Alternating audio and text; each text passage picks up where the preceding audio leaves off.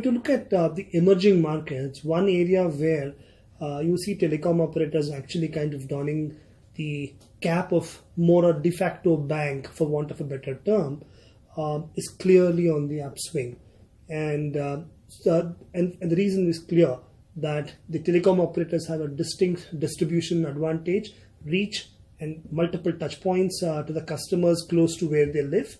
So wherever we see underbanked population or an unbanked population being high, clearly you see the telecom operators playing a huge role and bridging the gap of financial services requirements of customers. So what we've kind of clearly seen world over, right from say in Indonesia, Vietnam or Myanmar, all the way to Colombia and Africa in between, telecom operators seem to kind of have found a sweet spot of offering financial services and opening a huge revenue stream for themselves. The most important in the context of a financial services, in the context of a financial services industry, is regulation. Do the regulations allow? What kind of approvals are required? Once that is kind of done, the aspect of making customers aware, education, because it's something that customers are not used to for telecom operators, for example, to kind of look at offering these kind of products and solutions. We have a customer, for example, in Zimbabwe, where the transactions in a matter of 2 to 3 years have grown from something like 10,000 transactions a day to 10 million transactions a day. Can the technology platform cope with that kind of scale? Can we identify where all customers are need to make payments, and with the need for money is there? Wherever there's a need for money and need for payments is where mobile payment services would kind of clearly come into the picture. The ability to identify this, but more importantly, ensuring that these are then made available in a very fast time without really going through the pains of time and energy of trying to figure out how to do it is as critical.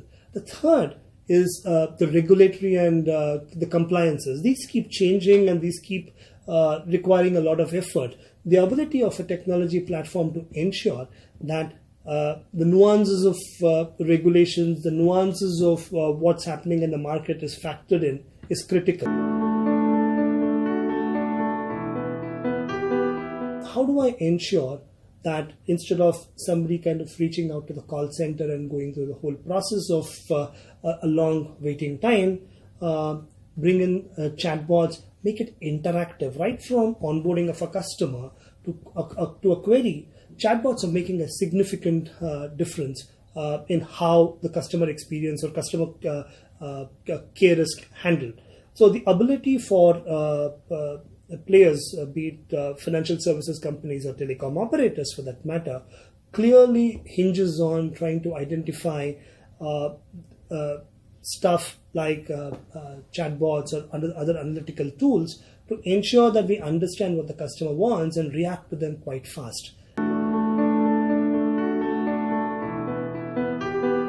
We focus on offering mobility solutions or digital tech solutions with 3 vertical pillars: commerce, content, and data.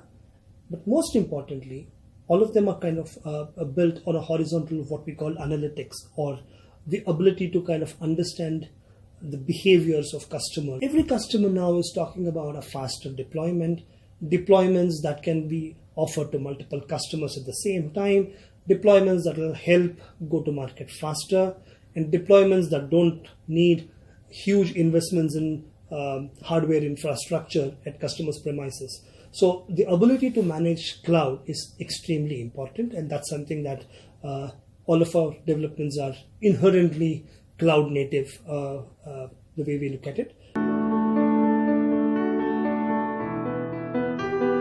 We're kind of focusing on significantly is open source. The world is moving to open source. The ability for me to ensure all my products are open source and ensure that we are able to offer things faster is important.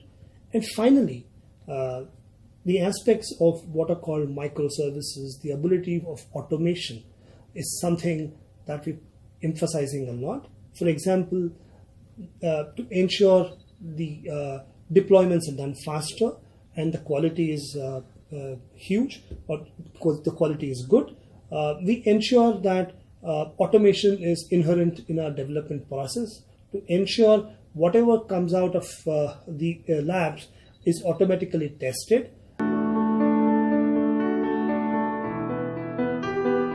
What Comviva did was focus on ensuring financial services could reach to the bottom of the pyramid and the population which did not get access to banking and financial services.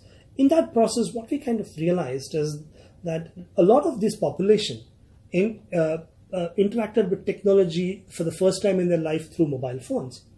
For us, it was a surprise that it was like fish taking to water. They were extremely comfortable with the new tech and ensuring all transactions. So pretty much the mobile phone became their daily companion basis which they could do all transactions. So Mobiquity, the platform that really powers this and processes something like $150+ billion of money throughput worldwide today, processing something like 5 billion transactions a year, we identified a huge need gap. And what we've in the process in the past 10 years has happened is clearly from offering a basic financial services product, which is nothing but storing money and paying for your airtime recharge or sending money home, suddenly, for want of a better term, from cradle to grave, every transaction in between can now be managed through the platform. And we've really evolved to ensure every payment requirement can easily be addressed to customers' requirements.